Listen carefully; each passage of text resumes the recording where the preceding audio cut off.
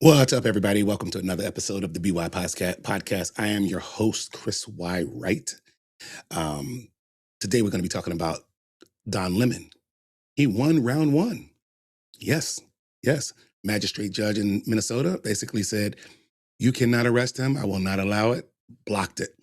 Blocked it. And kudos to him. I, I totally think what he did was inappropriate. It was wrong, but whenever someone gets a win, I am always rooting for them. And I go, hey, good on you. But guess what, Don? It ain't over. You're fighting Donald Trump and the Trump administration, Pam Bondi. They're not going to let this go easily. They made some arrests. And fortunate for you, a few of those people, those protesters that stormed the church, they got arrested. And luckily for yourself, you weren't one of them. But of course, Don, you're spiking the football. You're going to spike the football and you are going to be happy about this and invite all your friends over and celebrate, cut some cake, drink some wine. And that's just how it's going to go down. So don't forget to like and to subscribe. And we're going to talk about this on the other side.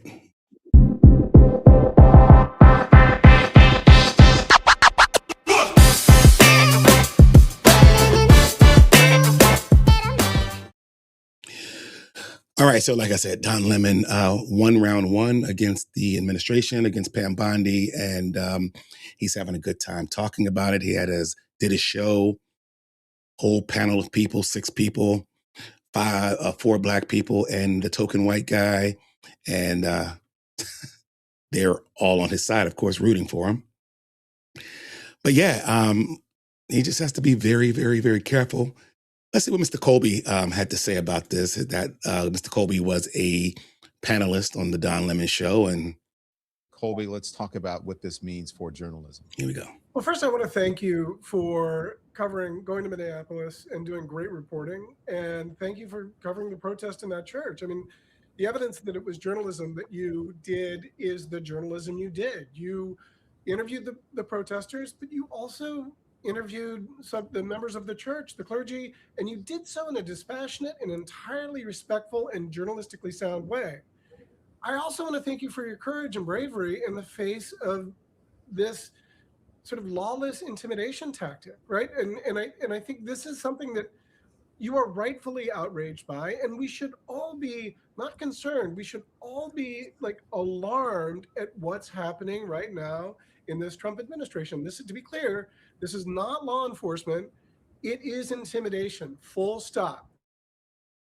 Yeah, so Colby and the crew, Don Lemon, they all got together and got on the panel. You saw Joy Reid was there. You know, she has something to say about it.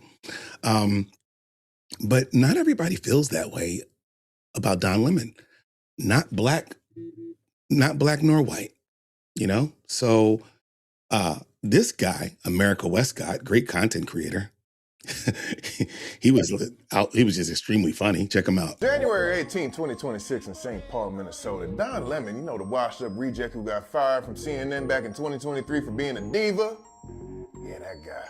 He decided he wanted to be an activist / journalist and tag along a mob full of anti-ICE crybabies. They literally stormed the church, shouting down worshipers, talking about the pastor got ties to ICE. Lemon's there live streaming all the chaos, but he's really there just being the disrespectful nigga that he is. I mean, who does this? You never pull this at a mosque or a synagogue, but of course the Christians, you use that as your easy target for selective outrage. We're here to worship Jesus because that's the hope of these cities. That's the hope of the world is Jesus Christ. I want to be very respectful. Please don't push me, though. I have to take care of my church and my family, so I ask that you actually would also leave this building. You don't want us to chronicle what happened? Unless you're here to worship. I'm always worship. I'm a Christian. Enter Nicki Minaj, the real MVP. She clocks this nonsense right away and blasts Don Lemon talking about Don cock-sucking Lemon is disgusting. How dare you? I want that thug in jail. He would never do that to any other religion. I speak for myself when I say this. I love to see him go to jail. Let me calm down. Then he got the nerve to be on TMZ talking about Nicki Minaj is homophobic. Ain't you married to a white dude talking about some white supremacy? You don't know what the hell you got going on. The nerve of your black ass. But wait a minute, there's more. The Department of Justice is launching a full investigation of what went on at that church. They're probing for criminal violations, including the FACE Act, for disrupting a place of worship. And guess who got himself in the crosshairs? Democrat Don Lemon. Allegedly, the evidence shows that he knew about the plan and coordinated with the organizers, and he even landed a kiss on one of their cheeks. How are you? Good to see you. Well, the FBI's involved now. Good luck, Donnie boy. You about to F around and find out. Yeah, so listen, Don Lemon is not being persecuted by the public because he's black. He says that. He's not being persecuted because he's, gay. You went into a church, brother. You can't do that. Or you should not do that. You can do whatever you want, but you can't expect the public to not be outraged by it, or you can't expect the public to walk in lockstep with you. See what Marcellus had to say, because he was just quite shocked too. And Marcellus, he very rarely talks about politics. He usually talks about sports. He talks about other journalists, other content creators, but he tries to stay away from politics as much as he can. Blah, blah, blah. What's one of our running themes right now on this show? If you don't know the ending of the movie, don't start filming. And Don Lemon. FBI, probe. You in church now? Like you, and I hate when people throw rocks and hide their hands. No, it's okay to throw a rock. I know how to duck. Don't hide your hands so I could be preempted to know the duck. I see you. What's that? Gonna go up in the church, the house of God, regardless of your religion. But religion matters, and what religion matters, because I think he's accurate in saying, you'll do this to a Christian. You ain't doing this everywhere. You ain't doing this to all religions. You ain't walking up in the mosque like that. I dare you. I dare you. Right? They think Christians are soft. So anyway, he does all of this, and now he may face time. I don't root that on anybody. But at the same time, he did this with his eyes wide open. He been egging this on forever. And I ain't got much to say because I don't want to add to the fire because it seems like he got enough heat on his ass. But I thought it was hilarious. And this is something that I always catch, and I'm like, it blows my mind. I need to do a topic on it. How are you always claiming white supremacy, but then you married to a white person, or a white dude in this case? And I know two things can be true, but I'm like, I just wonder how it is at night when y'all talking. This dude just hearing how you and your people have done all this to me. Like, that's a tortured soul, sounds like. I don't know. Tell I wondered that too. You're married to a white guy, you love a white guy, you sleep with a white guy, but yet you're always talking about white people. As if the only white guy that's not part of that group that you're condemning is your husband. Just kind of weird. It's kind of weird. So as I said, he had a whole panel of people. He wanted to spike the football, like I said, celebrate his touchdown. And yeah, Miss Joy Reid came on. She had to say her piece. Let's hear what she had to say. Joy Reid, we have very similar paths from corporate media to independent journalists, and you're quickly growing YouTube and show with hundreds of thousands, if not millions of subscribers. What do you make of all of this and this assault on journalism? Absolutely. Well, I first want to thank the panel for having me. It's great to be with this panel. And thank you, my friend Don Lemon, who I've been texting. Like, I am not Don Lemon's mom or auntie, but I've been texting him like, Don, are you okay?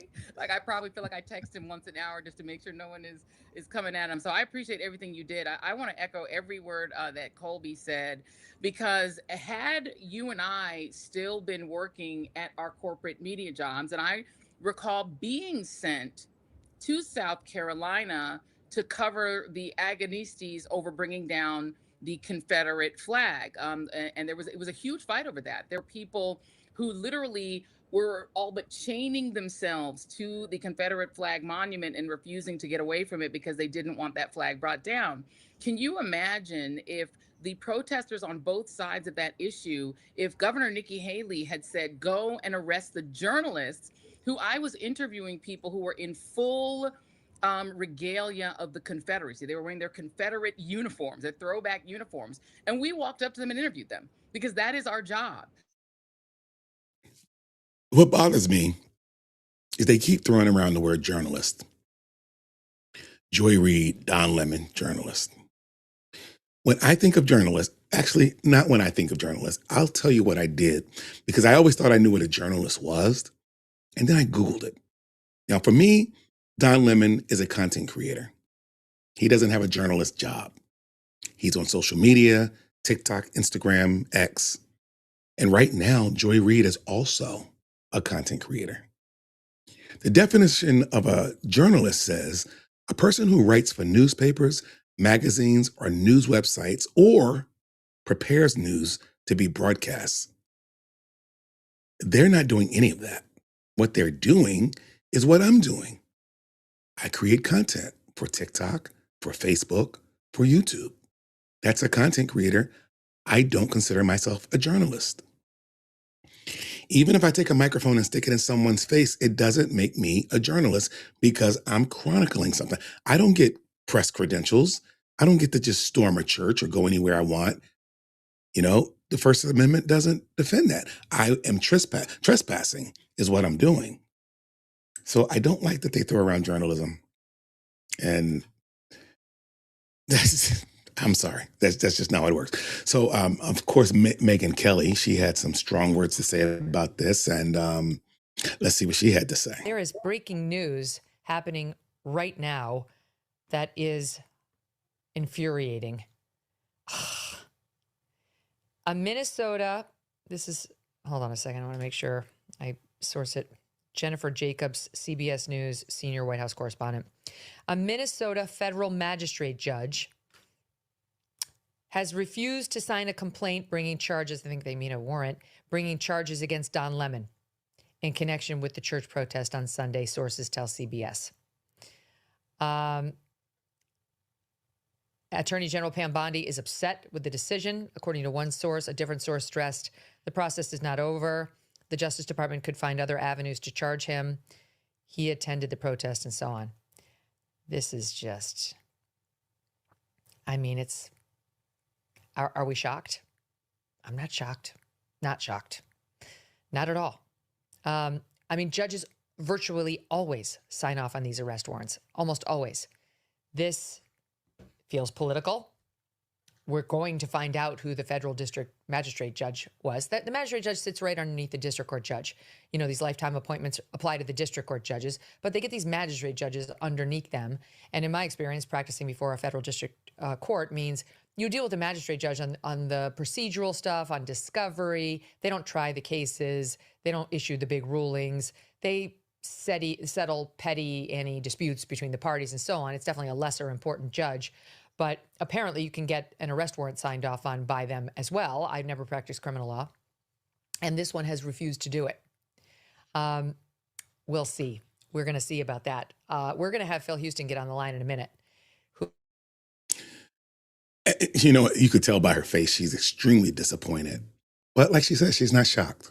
She's not shocked. And nor am I. Like I said, I don't want Don to go to jail. I just want to see him pay some consequences. I want him to spend a lot of money defending himself. And of course, he'll just do a GoFundMe and a few thousand, you know, liberals or people that think like him will give money to it. And he'll wind up getting $2 million in a GoFundMe and he's able to defend himself against Pam Bondi and the DOJ. That's probably what will happen, but at least maybe it will be an inconvenience. That's all I want. So then we had another guest on his show started talking about DEI, and Don Lemon again got to take a jab at the DOJ and the Trump administration, of course. What is so? What do you make on this assault on the First Amendment and this assault really on journalism? And especially, I want to put this in, Aaron, and we have to remember, let's be honest, in this Trump era, a lot of Black journalists have lost their jobs, whether it is in print or on television or in radio or whatever it is. A lot of Black journalists have lost their jobs. So talk to us about all of that. Don, that's absolutely right. I mean, listen, we know that part of these attacks on diversity, equity, and inclusion include attacks on journalists of color who we know have been disproportionately impacted in this DEI climate, right? And so we must push back against that, because if we do not have a truly representative press, how can we have a truly free press? And how All around the world, same song. What? It's always the same song. Black people are being persecuted, being oppressed. We are victims of DEI or lack of DEI. These same terms, it gets so tiring, so old. I'm sick of it. But anyway, it ain't over. It's not over. Megyn Kelly actually had a guest on her show, was talking about what the next steps from the DOJ might be. But if you think that Pam Bondi is just going to sit in her office and go, damn, I lost, we're done, we're going to just not do this anymore. No, because she literally has nothing else to do right now except go after Don Lemon. What do you make of this, Phil? The reports are that this magistrate judge in Minneapolis has declined to sign a warrant for his arrest, apparently not persuaded by the criminal complaint filed by the DOJ that attempted to make a showing of probable cause. I'm just going to guess that it would have been the same two charges as we've seen against the earlier two, one under the FACE Act, which if it's a first violation is a misdemeanor, and one under the Klan Act, which is a conspiracy against rights, somebody else's attempt to exercise their civil rights. Well, this reeks of politics. I can smell it here in Atlanta all the way coming from Minnesota today. Trespassing is a crime. The First Amendment does not give Don Lemon a shield against violating the rights of other people. Merely holding a microphone and calling yourself a journalist might make you a journalist within the meaning of the Fourth Amendment, but it doesn't mean that you get to use it as a defense to violate other people's First Amendment rights. It's important to understand, Megyn, magistrate judges, federal magistrate judges, they are not appointed by any president. They're not confirmed by the Senate. They are hired as contractors by the judges who are the appointed judges on the court. So they are essentially employees. They get hired from the local community. Okay, these are lawyers, probably people with certain political connections who wind up getting these jobs. And so when you factor all this in together, along with the fact that there have been warrants that were issued for other three, I smell politics, and it reeks. I believe that's what it's about. Now, the Justice Department is not stuck here. They can always go to the grand jury and they can get an indictment. This magistrate's word is not and will not be, mark my words, the last one on the subject. Yeah, and just like he said, just because you got a microphone in your hand and you're sticking it in people's face, that doesn't identify as a journalist. You can identify as a lot of things. Man can identify as a woman, from what I'm told. A woman can identify as a man. A child can identify as a cat. But a microphone in your hand, sticking it in people's faces, I dare you to run up into your neighbor's house, bang on his door when they open, you just barge in and say, I'm chronicling your family because I'm a journalist. Just doesn't work like that. Doesn't work like that. So last but not least, like I said, some people were arrested, and I think 2 or 3 people were arrested. So if you don't think Don Lemon's next, or they're going to keep coming after him, there's no way these people are going to take a downfall. They might even get arrested and plea bargain with the judge to say, well, we got to get Don Lemon in here too, because he was also in the church. Hello, welcome to the big show, everyone. We got arrests going on in Minnesota. About time, right? Pam Bondi coming through with at least 3 of them right now. Gosh darn it, does that say 2? We mean 3 on the lower third there, because it just happened. Ladies and gentlemen, the 3rd arrest out of that church protesting group. And by the way, we got more to come. Enough is enough. I am a reverend on top of being a lawyer and an activist. Well, I can tell you this, she is not much of a lawyer, right? We talked about that yesterday. Terrible lawyer, because she really doesn't understand what's at stake. And now she's been arrested. Meanwhile, this guy. So Pam Bondi, you want to come and arrest me? You want to come and give me charges? So be it. Okay, well, she came for you. She got you. You're arrested too. I love Trish Regan. You guys, if you don't watch Trish Regan, you gotta go watch her. She's awesome. But look, that's all I got. I mean, in summary, I just want to let y'all know that I'm not against Don Lemon for chronicling anything, as he says, or trying to be a journalist, or I'm not even mad at him for identifying as a journalist. And I'm not mad at him for his First Amendment rights to protest. No, I'm mad because he stormed the church while they were at worship. I'm mad because he decided to take a gentleman, a pastor, who also may have some position with ICE and basically default him for that, for his day job. What if people had something against real estate agents and they was like, I can't believe that this guy is a real estate agent. He's also a pastor. There's nothing evil and nefarious about ICE. Immigration, customs, enforcement. That's what they're doing. That's their job. They get paid. They get a W-2. They file taxes. They're Americans. And you want to make it seem like they're doing something evil. But anyway, don't forget to like and subscribe. I appreciate you guys listening. Channel is small. We're going to grow this to something big. I'll talk to you guys on the other side. Take care.